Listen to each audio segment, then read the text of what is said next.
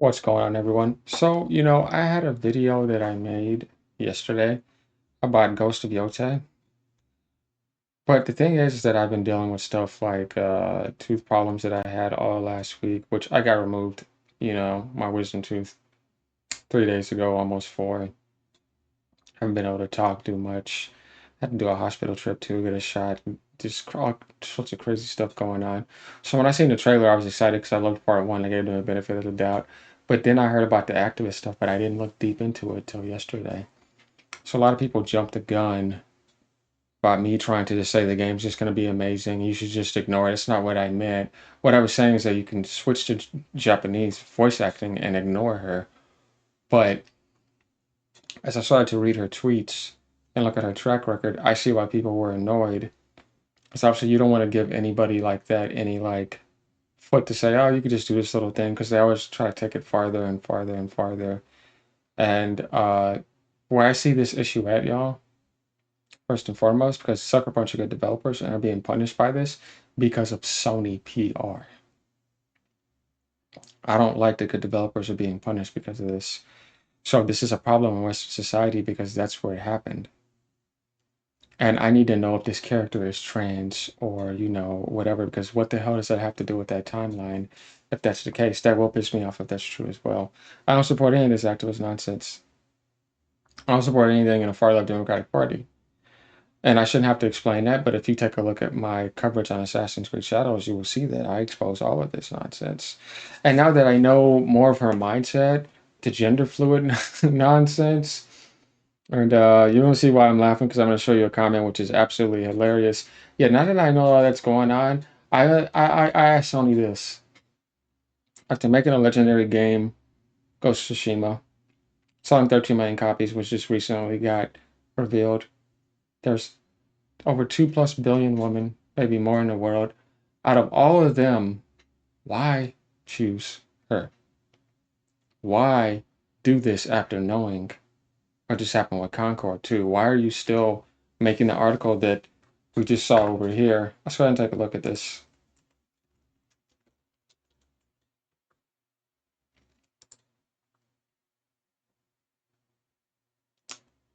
Actually, we got to find this on Twitter here.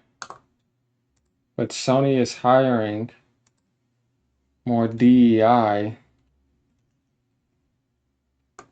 and it's just blowing my mind.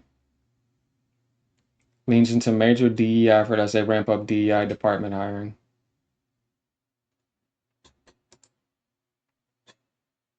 You know,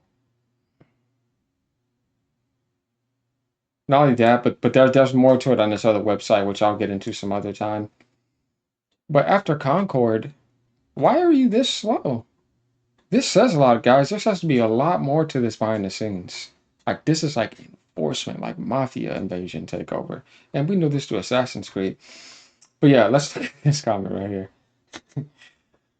When it comes to Ghost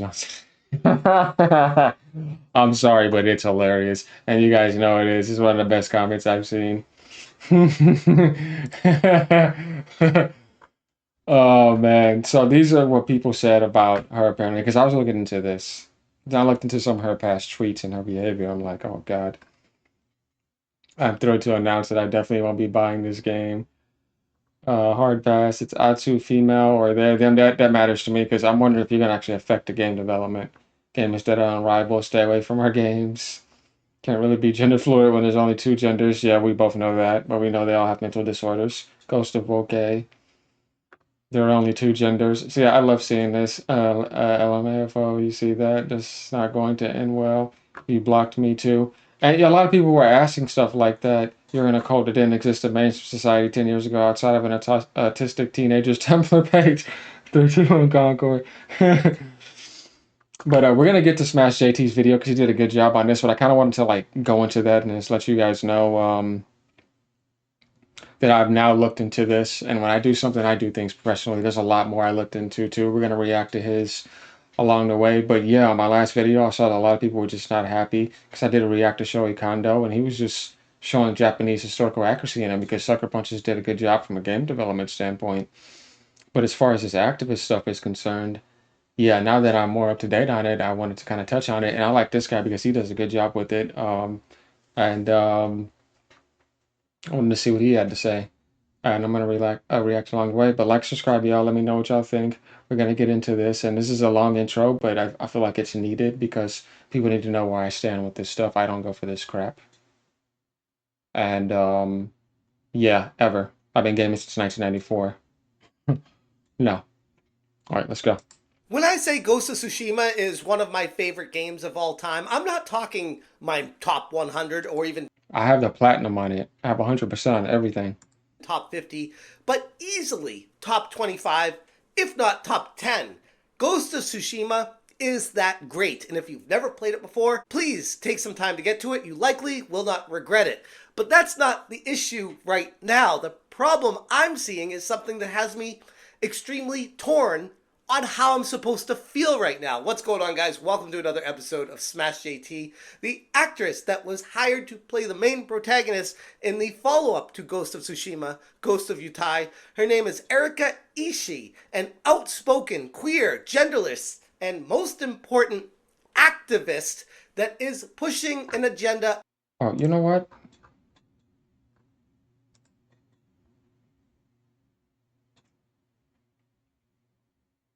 Gender fluid.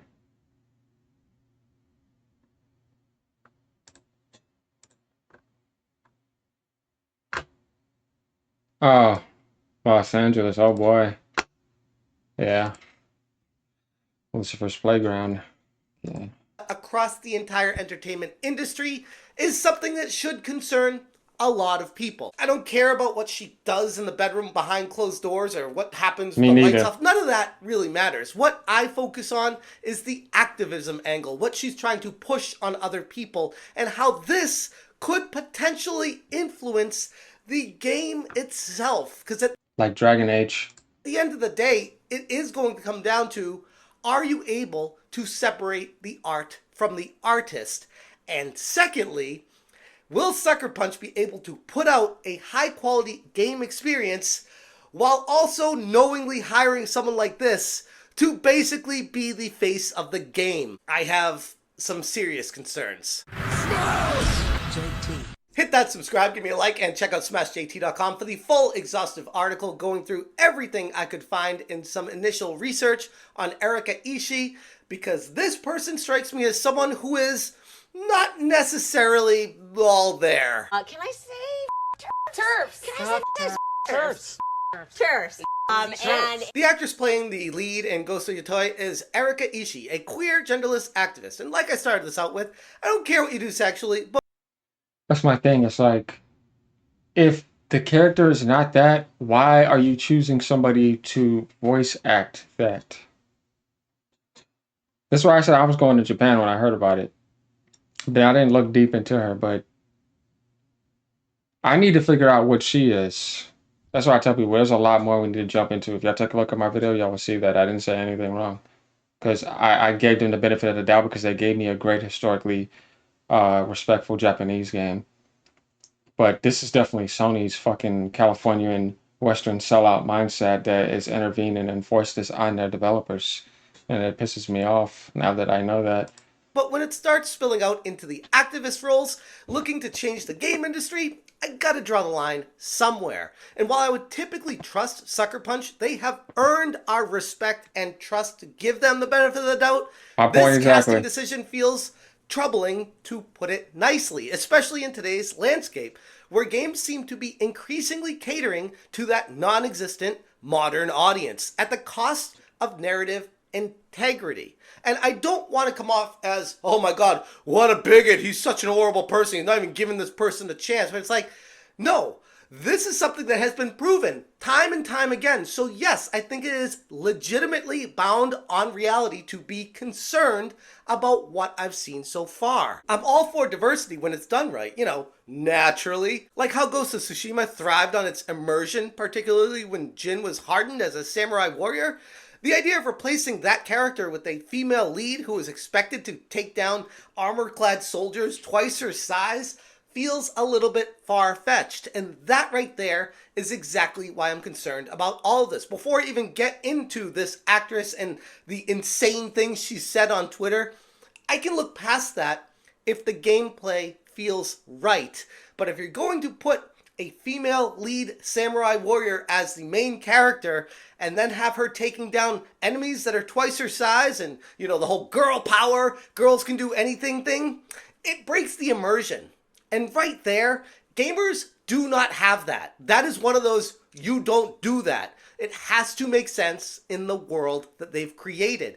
If it's based on stealth and she's able to take down enemies that make sense, then okay, I might be able to wrap my head around it. But what I'm seeing so far is not that. Well, it's not. Yeah, I agree with what he's saying too, because you built the foundation, people built a bond with Jen, and they expect like things to continue with that bond that they've built. And it seems like every time an Asian or definitely Caucasian male builds something, Sucker Punch is that, with that principle in, because it's a combination of Asian, Caucasians right here. We see Sucker Punch, Japanese culture.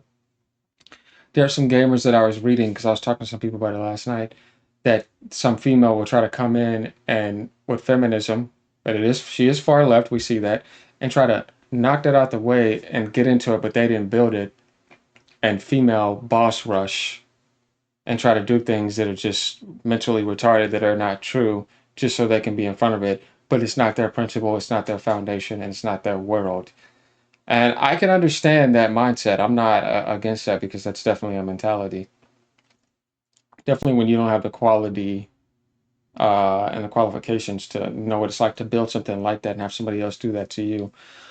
So that's one of the things that I think Endymion was pissed off about, because they said that that's a problem that's just not realistic and we need to stick to what we built and stop enforcing things. And that's where I need to find out if this character did force Jen out of the way and Sucker Punch didn't naturally want to do that and it was enforced by DEI Mafia invasion. That's why I was telling people we need to wait. We need to get the full story. But yeah, we gotta find out, and that's just gonna annoy me. Impossible to craft a believable female lead in an action-heavy game. It's much harder to pull off convincingly. If Ghost of Yotei expects us to believe that this new protagonist can mow down hordes of burly warriors in armor without breaking a sweat, it risks breaking the true immersion that made Ghost of Tsushima so special. And That's very true, because she shouldn't be able to do more than Jen. She should be more subtle and feminine in a sense of assassination, stealth. You're not going to go in there unrealistically in that time period and be Superwoman Wild Wild West, Japanese style. When I looked at this, when I first saw that, I was thinking of a more stealth quality approach and how you can't just go in there and beat the hell out of things like Kill Bill. But who knows? you might take a step back from this and be like, well, there are female leads in other games that are badass. It's like, well, yeah. Samus, for example, comes to mind from Metroid. She has a power suit that enables Metroid. her to be more powerful than an average female protagonist. I love Bayonetta. Sure, you could even say some parts of Zero Mission when she loses her power suit, she's still badass, but she's a lot weaker. Like, that's the whole point of it. It makes sense in the immersion of the game. If you're going to just do it because girl power, I'm not having that. And that right there is the main reason why I'm extremely skeptical going into this, and rightfully so. It's the same concern I've had with many games as of late, an attempt to rewrite established norms without the grounding needed to make it work practically. And this is one of those situations where I saw the trailer live at the State of Play, and I was like, okay, female lead, whatever. Like, I can look past that. Let's watch the game. Yeah. Give it a chance, that kind of thing. And I saw Endymion put a tweet out there after they posted the trailer where he was like, oh, great, you know, this whole thing with the whole women girl power thing, saying Ghost of Tsushima sequel stars a Japanese woman samurai warrior, because of course it does. They can't help themselves until every franchise that was built on masculinity is replaced by women. Ghost of Yotei is hopefully a smaller spin-off game, but if this is the true sequel and this is the new main character over Jin Sakai, F that. So sick of this forced girl boss narrative, man. Okay, yeah, that's what some people were talking about that I was just actually commenting on. That's very interesting because I can understand why somebody would feel that way if they had all the facts. I kind of felt like he may be jumping the gun a little bit, but I can't say that he's wrong for feeling that way because it is something that happens a lot. We saw that in Last of Us. I mean, we see the track record of that. So I can understand that. Like, you see what they're trying to do in Star Wars and they're just ruining everything by doing that. So I can't say he's wrong because of that. But I would like to know more about this game. We still have a long ways to go. I read that and I was like, bro, whoa, pull the reins back, hit the brakes a little bit. We Yeah. just saw a brief overview trailer. We don't know about this. And then Yeah. I found out more information about the actress, and you pair that with Sucker Punch, and you Like I just wonder, did. did she have a little bit of influence with making them feel like this is something more powerful than she really is? And they went with that narrative. And if so, who are the puppet masters behind the scenes pulling Yeah. these strings and deciding why they would go with the girl boss? Because it doesn't make sense in the world that they created. I initially responded to him right off the bat saying, I think you're jumping to conclusions a tad fast on this one, which, by the way, I still stand by. That was really quick. Before I did any research, he was already saying that. I mean, he was on Yeah, he point, got but that. still, it was very quick to jump to that conclusion. I'm not opposed to a girl lead for the fact it's just a girl. We just got a brief trailer. I want to see more. Would I have preferred to continue Jin's story? Hell yeah. But at this point, we don't have enough info. Yeah, see, I can understand that because I'm the same way. It's like, I want to see how this goes in the long term. But there's a lot of people that jump the gun very early in an extreme manner. But if we look at some track records, I can understand why they feel that way. I'm not saying that he's wrong because of that, but what I'm saying is that I would like to get more intel officially so that we can really see, well, how we need, if we need to rip it apart, and then we know we have more to work with. Obviously, there's stuff to look into, and I can understand. Like, this activist is just not right at all. That's out of billions of people. Why her? And I will even say at this point, we don't have enough info.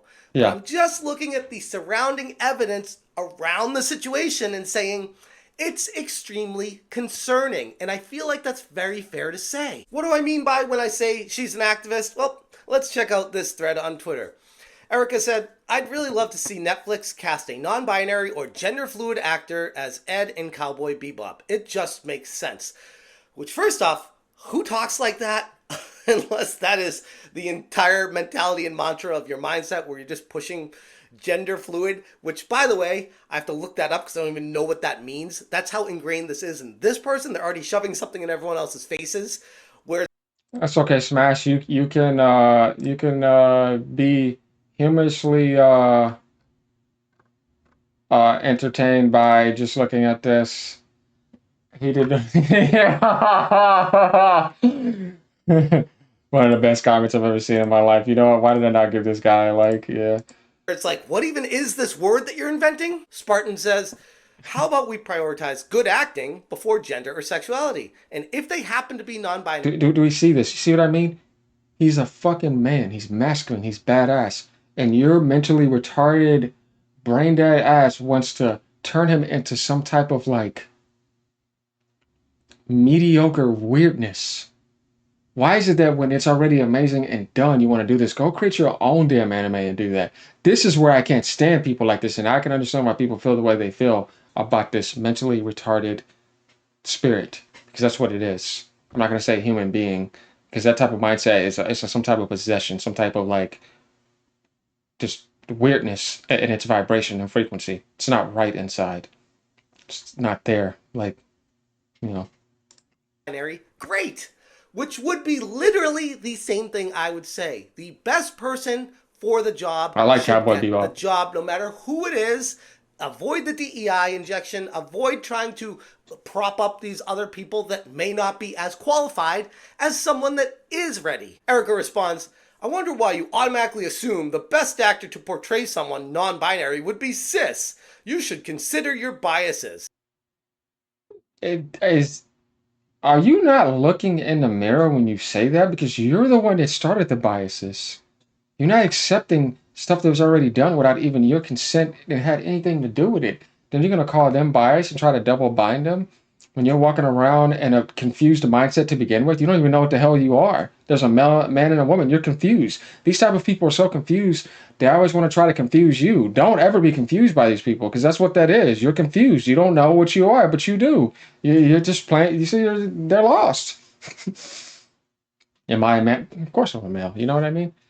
You know what I mean? Is this a plug and is that an outlet? Male, female, you know what I mean? Masculine, feminine, you know what I mean? Hot water, cold water, you know what I mean? Positive battery, negative battery, you know what I mean? Penis and vagina, you know what I mean? Like this is like the way it is. What are we doing here? You know what I mean? Let's stop playing these stupid little games. Like I said, you people are mentally, emotionally, and spiritually undeveloped. Like you're stuck at the age of 12 in some like dark, twisted mindset that just cannot evolve. Which Spartan responds perfectly, saying, I could say the exact thing to you. You should consider your biases. Yes. Notice how Erica is already saying, oh, you're assuming that a cis person would be a better actor. Where I'm looking at it like, well, you're assuming this gender fluid person would be better. Like, how about we not even have that argument and just go with the person that's best instead of just assuming someone that you're partial to is automatically better. Now, remember. That's right. Qualification, not mental disorders. That's it. I don't care. Whoever's the most qualified, that's it. But you don't want them invading. It's like airlines and hospitals. Oh my God. Yeah, that's where the hell really breaks loose. Remember, this is the person that is representing Sucker Punch and Sony for a major release.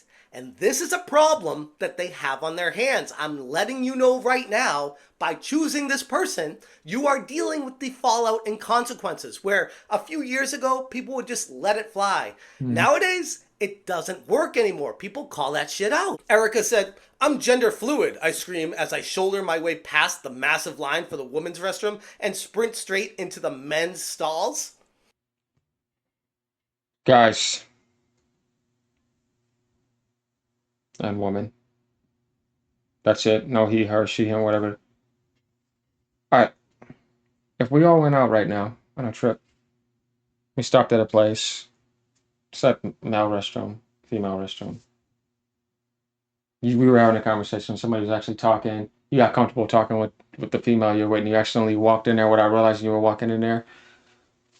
Did you know the feeling you would feel if women turned around and looked at you and you were in the female's restroom? You feel this little feeling in your stomach, right? And you're like, oh yeah, I need to get out of here, right? Them? No. They want to feel good about going in both. But that feeling is there, but they have somehow put a lock on it and ignored it. It shows how wrong they are inside.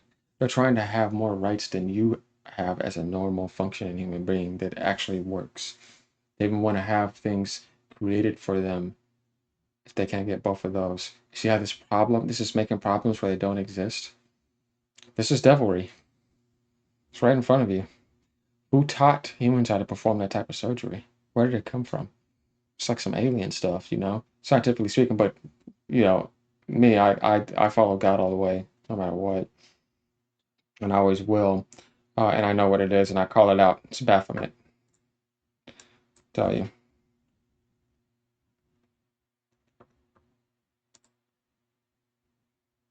See, this is the confusion of a male with tits and different body parts. Satan. This is what they're doing. This transgender stuff. The Baphomet. A cult. Religious cult. Evil cult. That's what that is. So I'm just calling it what it is. I know what it is. People don't. I mean, you don't have to believe that, but that's your free will of choice. But I'm just gonna call it what it is. I mean, kind of a weird thing to not only just tweet, but do. There's a lot of people that would look at that saying, no, that's not okay to go to a different restroom from the sex that you genuinely are. I mean, that opens up a can of worms, just saying.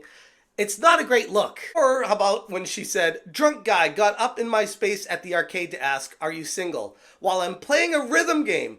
I shouted, "Dude, if you bother me while I'm playing a game, I will kick your effing ass," as my girlfriend and a femme fatale walked up to flank me. Haven't seen him since.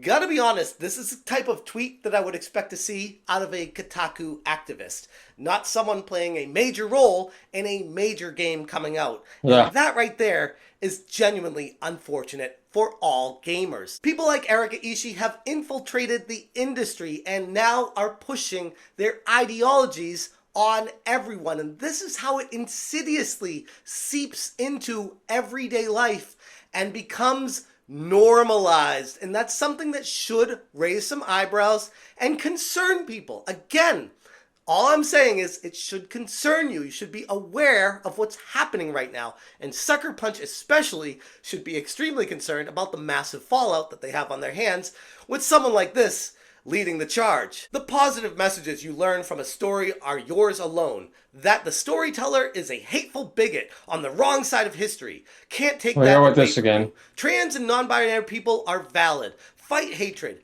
Don't think I've ever said the F word here, but truly, F TERFs.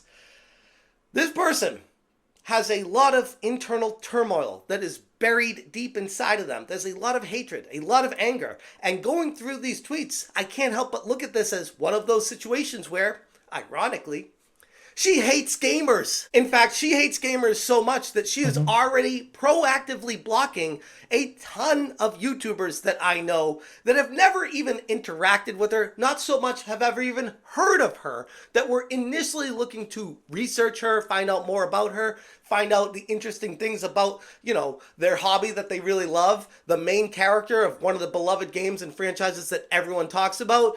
And they're already proactively blocked. That type of aggressive rhetoric doesn't exactly inspire confidence. And while I'm not blocked yet on Twitter myself, I'm sure this kind of coverage will definitely be earning me that honor. And that's the unfortunate part about all of this. Someone like Erika does not want to have a conversation. They have an agenda they want to push. And if you are standing in their way and saying, I'm not a big fan of the direction you're going, you are the problem. It seems like anyone who questions her actions or words is swiftly silenced, even if they've never interacted with her at all. And if Sucker Punch isn't careful here, they're gonna find themselves caught in a crossfire of yet another culture war. And by not doing the proper research up front, they really don't have anyone to blame but themselves. Unless they did do the proper research up front and still decided to go with this person. And if that's the case, yikes. This isn't just about Agreed. Ghost of Yotei, it's about the direction the game's headed and the growing concern that's being shaped for an audience that doesn't exist, at the expense of us fans that fell in love with the original Ghost of Tsushima. And now we're in a weird predicament between a rock and a hard place where we genuinely loved the original game with all our heart, one of the best games of all time. And I genuinely mean that and stand by that to this day. And now I look at the follow-up to it and I'm just like, ugh, what are we doing? Like, why? Why is this direction the one you keep taking the games in? What is the source of power coming from behind the upper echelon that is making you decide to go this direction with a game that literally no gamer wants? The question now is whether Sucker Punch can maintain the integrity of their original vision, or if they'll let outside influences derail one of the most promising franchises in gaming. Only time will tell, but for now, I've unfortunately lost my excitement with a heavy dose of skepticism that it could ever return. And there's going to need to be a lot of work done between now and when the game launches next year in 2025 for me to get excited about it again. And that genuinely sucks because for a very long time, I was really looking forward to anything Ghost related. I agree. Anyways, I'm going to leave it there. If you guys want more information, check out smashjt.com for the full article breaking down not just her tweets, additional thoughts, and some videos that I'm just like, my goodness, how could a company even hire this person? They're a psycho. Like, that's my takeaway from it. And yes, I can try to separate the art from the artist, but at the end of the day, if that artist is the person impacting the creators of the game and taking it in a direction that doesn't make sense, we got much bigger problems on our hands. Anyways, thank you so much for watching. If you enjoy what I'm doing, hit that join button. And as always, you stay smashing. Can I say TERFs? Can I say TERFs? TERFs. You always do a good job. Good job, dude. I like that guy. He's nice. He's cool. But yeah, that's disappointing. Let me know what y'all think. Like, comment, and subscribe. Think we said enough about this subject. Until more comes up. Alright, y'all. I may do some reacts if I see some other stuff, but we'll see. Later, y'all.